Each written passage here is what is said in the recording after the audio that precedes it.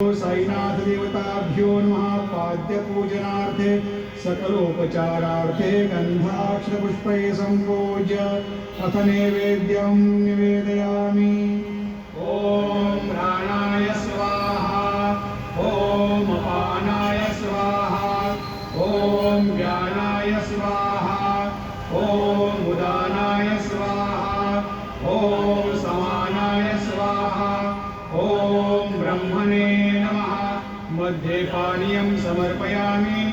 पुनर्नैवेद्यं निवेदयामि। ॐ प्राणाय स्वाहा, ॐ अपानाय स्वाहा, ॐ व्यानाय स्वाहा, ॐ उदानाय स्वाहा, ॐ समानाय स्वाहा, ॐ ब्रह्मणे नमः।